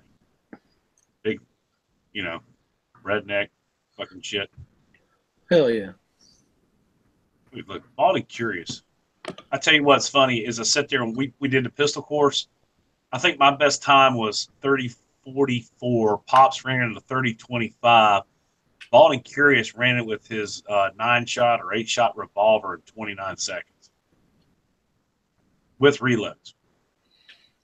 He's a good shooter. That dude is just sick, man. And just an awesome fucking asshole dude. You know how we are down there. So can't give him too much credit. And every time he goes, do you understand the course of fire? Blah, blah, blah. Dracula. I do not say blah, blah, blah, blah. Blah, blah, blah. He's my vampire. He's my vampire range officer. Blah, blah, blah. Anybody with kids will understand the part where I do not say blah, blah, blah, blah. I don't say blah, blah, blah. Yes, you do. Make safe, drop hammer, make safe, reholster. Blah, blah, blah. There he is right there. There he is. His little icon even looks like Dracula. He's like sneaking over the fence like blah, blah. I'm going to say blah, blah, blah. What you all. It's a kid's movie. Somebody help me out. I was bummed I didn't get to shoot against him. Oh, I know what it is. It's Hotel Transylvania. Hotel Transylvania. My kids love that movie, and every time they're like, blah, blah, blah, blah. And then the vampire comes up. He's like, I do not say blah, blah, blah, blah. That is an awesome movie. I love it when the little werewolf dude and the little kid goes ape shit on everybody. Starts eating fucking everyone. That's like, yeah. That's just me. I get off. I love kids. I have no idea what the fuck you're talking about. No, I was going to say, people that have younger kids have no idea what we're talking about. Up in California, you fucking commie. No, my kids are just older. Well, as a single guy, I have to admit, I've seen that movie too, and I thought it was pretty damn awesome movie. It was pretty cool. I'll have to check it out. I'm sitting here wondering why I'm acting a little goofy. I took 3 of these at the beginning of the chat.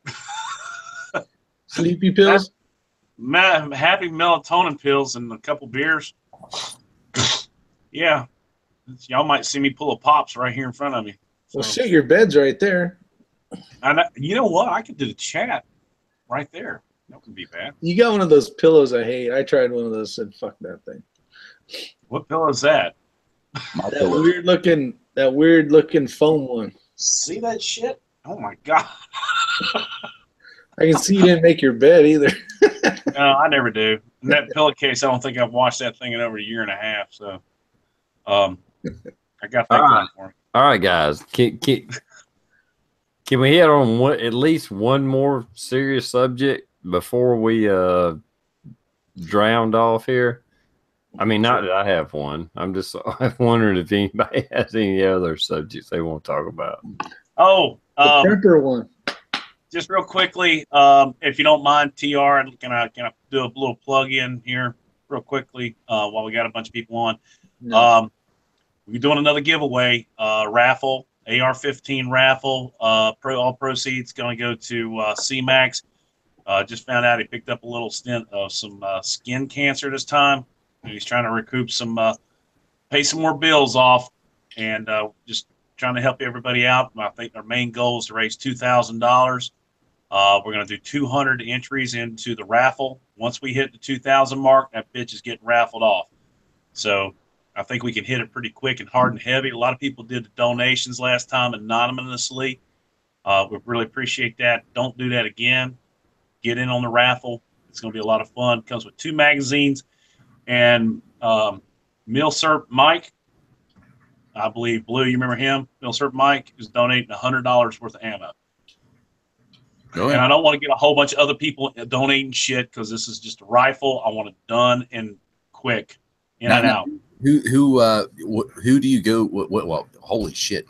What channel do you go to see the rules or whatever for this? I haven't done it yet. I just did it. I just kind of did a, hey guys, look, hey man, I'm holding up a rifle. Guess what? We're gonna do it this week. I'm actually gonna do pretty much a commercial at 9 o'clock every night until this thing's done. It's gonna be, where we are, the rules. I'm going to put the names of the people who have donated. They need to email me screenshots of their donations because we can actually go to the channel. Go to the site and figure out who's done the actual donations. But it's going to be a lot of fun. It's for C-Max. He's a great guy. Got to hang out with him personally, and just a sweetheart all in all. But the goal is just to help him out, raise some bills, that kind of thing. So that's it. Thanks, TR. I appreciate it. I'm going to shut up now. Hey, congrats on your 20,000 fucking subscribers. Send about 19,000 of them over my way, please. Did I have that? You did it earlier. I don't keep track of that kind of stuff. I was up all night long going, yeah, we made it. Actually, when you sent that text, the email or whatever, that comment, it was like 19,999. And by the time I responded, it hit it. Yeah, I was watching one of your videos and I'm all, is that 19,999? I'm like, who in the hell would watch Coda Boys? No, I'm just kidding. Well, I don't know either, man. I get my biggest fan, Pops. He always asks me, what the fuck, why do people watch me? It's because I'm goofy. That's it. That and, I act like Alan B. Pro. He's my hero.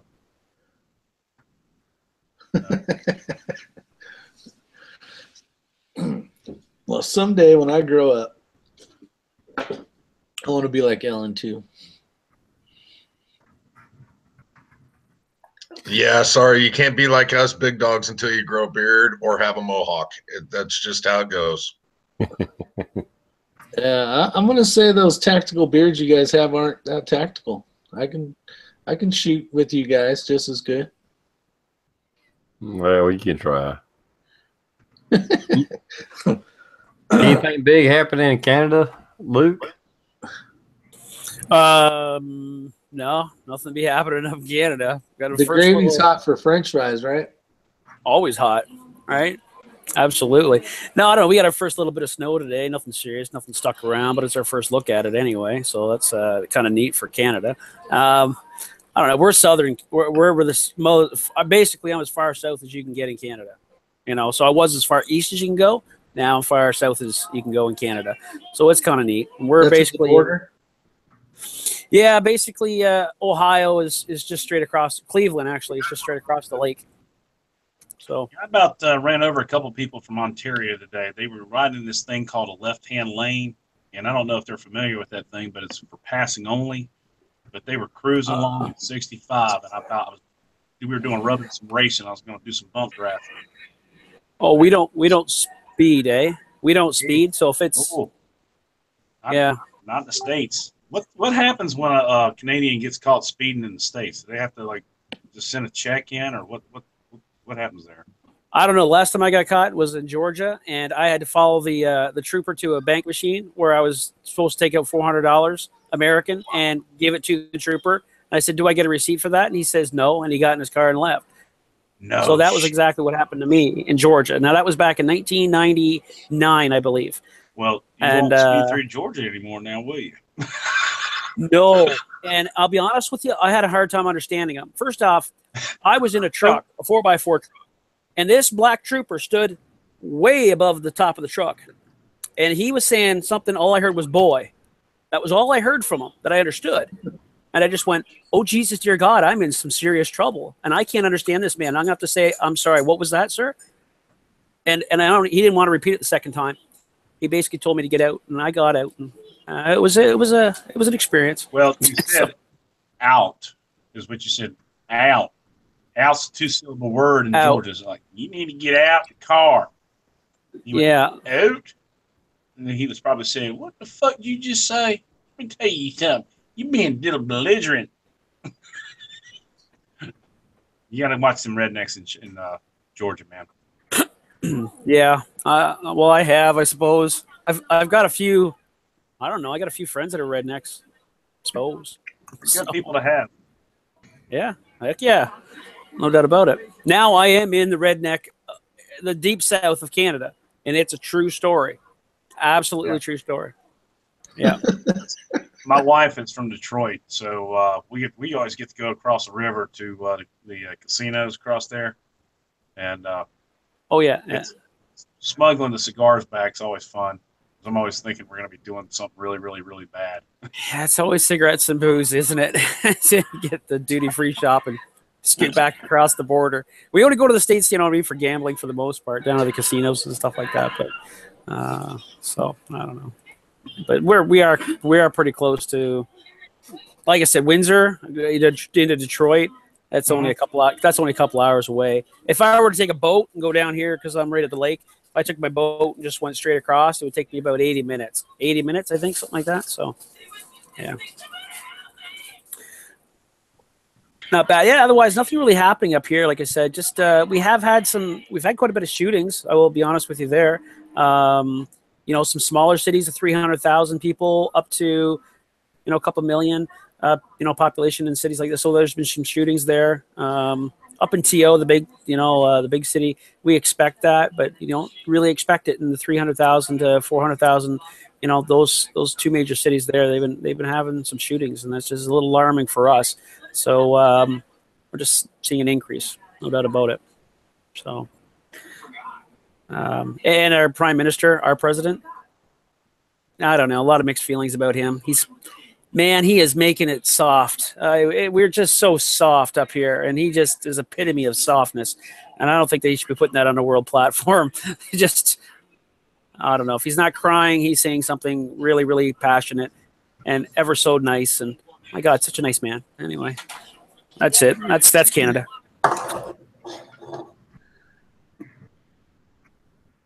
The old Maple Leaf. I did go visit that area on a cruise. It was actually, Canada's pretty, very pretty country. At least the parts I went to. It's a very nice looking flute you've got there, Coda Boy.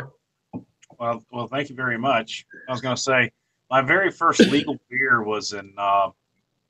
My dad took us up to Niagara Falls. We went across the border right before I was shoved off into the Army, and had my first legal beer up there. But when I was in the Army, we went to Fort Drum and went across the border a couple times. And then I had a good friend of mine who was from Buffalo, and he took us up to across the border to some of the strip joints up there. And those guys enjoyed watching me more than they liked watching the girls, because I was doing some crazy shit, man. Laying on my back, you know, putting a dollar bill in my mouth, that kind of thing. They know how to have fun up there in Canada. They tell you that right now. But yeah, this is my little pan flute. 2, 2, 3. Come on, TR. Let's pick it up, man. Well, actually, it's about time to end it. Oh. Yeah. We're at the 2-hour mark. I'm tired, and I gotta go to work tomorrow. So TR's at the sleepy mark is what he's at. Yeah, I am. I'm tired. Well, shit, I'm not. Well, I am, but I'm not. Coda Boy after chat. Let's Coda Boy 32 after chat. I'm feeling rowdy. I don't know about y'all. The Canadians got me talking all redneckish now. I'm like, shit, man. Let's fucking get going. You should. The nice thing about what I do is I work all the way from New York to Chicago, and it's always interesting to watch these guys. And I go, all right, now let me tell y'all something. This house gonna do it right now. And they're like, holy fuck, they live just like they're real. Can you say that again? They used to take me up to New Jersey. We build casinos, and they're like, can you say that one more time? I'm like, what you want me to say? And they're like, oh, God. Don't aim that motherfucker at me. We just have a good old time. Alan, what are you doing? Well, not a whole heck of a lot. I will be doing something tomorrow night with the Scotsman on my channel, doing the foreign domestic. Be tired then. Your hair looks really nice tonight. He is out in the side chat calling for a gun check, though. He always that motherfucker. I'm gonna tell you something. He is one really cool dude. Can't shoot worth the shit, but he is one cool ass dude. Here's my gun check right here. Get a bad one. I got my gun check. Here's my gun check. Bam, motherfuckers. Where's your spare mag check? Hold on, I got a backpack full of guns over here. Was listening to somebody say, yeah, traveling across the country with all these guns. I'm like, oh, if you only knew. Okay, I'll be Canadian. I'll be Canadian, do my gun check. There it is. There's my gun check. Call police. All right? Now, for 70% of Americans down there who are falling for it, that's your gun check, isn't it? Yeah, that'll get them there. 6 minutes, you'll get your gun there, by God. They'll do it legally, too. Can you beat somebody in the head with a baseball bat and not go to jail? I mean, Articulation's everything. Yes. I was defending myself with this small stick of wood, and never mind the spike sticking through it. That was like when I used to work in Chicago, I carried a piece of pipe with me. And because I worked in a construction as a project manager, that was a pipe for our sprinkler fitters. And it was a submittal piece. And it was about 3 foot long, and I carried it with me up my sleeve at 4 a.m. in the morning in Chicago. And it was a submittal piece. Didn't have any tape on it, didn't have a handle or anything like that, and that was the whole deal. And because it was part that we were using for construction, it was not considered a weapon. Now, if you use it, it's a weapon of opportunity. That's what it's classified as, right? I mean, that's what your lawyer should be telling you. If you get on a stand, you got to say, you hit my client with this metal pipe. No, I hit him with basically a tire checker, and it was a weapon of opportunity at the time. If I'd had an ashtray, it would have been an ashtray. Tattoo Dragon has it right in the side chat. Tattoo Dragon, he has it. He fell onto the bat numerous times. At least 30. I'm sorry, Scotsman. I didn't realize you were actually watching the chat when I said that. Yeah. No, I watched your video today, and you can shoot a lot better than I can. Hell, I miss half my targets, but I look good when I'm shooting at them. Just remember, it's better to look good than it is to shoot good. All I gotta say is, when I was watching that video for a revolver guy, you sure shot that revolver like shit. Well, exactly. That's why I was like, "What the fuck, you long-haired hippie, untanned motherfucker." I mean, God.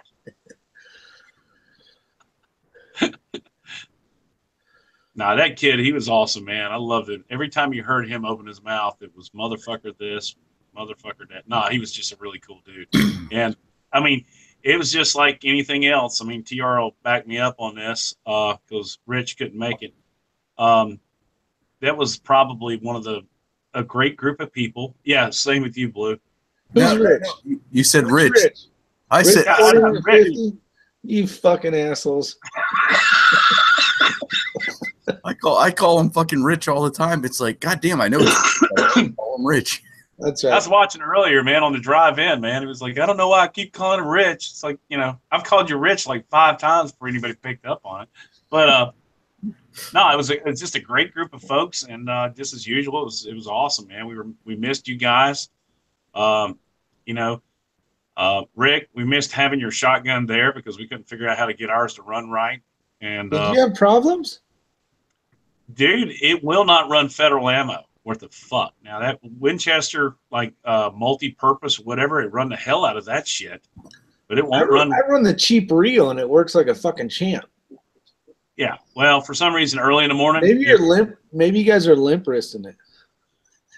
I put it up against my cock, and it was pretty powerful stuff. No, trust me, Rick. There were a lot of shotgun problems, and it wasn't just Coda Boys. It was Rob's Both as well. Both of us. I mean, the fucking same ammo would not run the fucking federal. Yeah. Now, it run that red shit. Remember that stuff I traded you, Yeah. TR?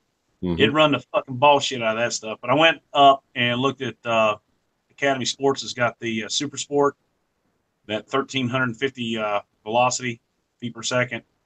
And unfortunately, it's just real expensive. But when you grab it to reload, it's, you know, when you reload like this, it's very sticky in your hand. It's not slippery like the other stuff. It's sticky, but not slippery. But in any case, we shot the shit out of that. Pops had a bunch. Yeah, buddy. So anyway, it was good stuff, man. But poor old Pop couldn't run the. He every time he had that beautiful rifle, he was trying to run the damn Wolf ammo through it. He wouldn't run that shit with the crap. His shotgun wouldn't run the other stuff. The only thing he had going for him was a pistol. But yeah, trust me, Rick. I have so much footage. If I was trying to catch people doing the 4-gun run like I did, I mean, I had a good run or decent run, but I have so much footage of everybody like doing. They did the revolver, they did the rifle, they went to the shotgun, and the shotgun failed, and somebody else, the shotgun failed. I mean, I so much footage that I won't post because the shotgun failed. It was almost getting, it was irritating me, and I wasn't even fucking doing it. You know, I was just filming it. It's like, okay, I can't film that because it's not their fault. Are you running them dry? Are you running those dry? Or are you running? I sprayed the living dog shit out of mine. And it eventually started running right. Hell, it started bump firing, man. That thing, when it started bump firing, that was bad as fuck. Holy shit. And literally, you want to see me step back about 3 or 4 feet. It was like, it was fun. 14 plus 1. Oh, yeah. Oh, yeah.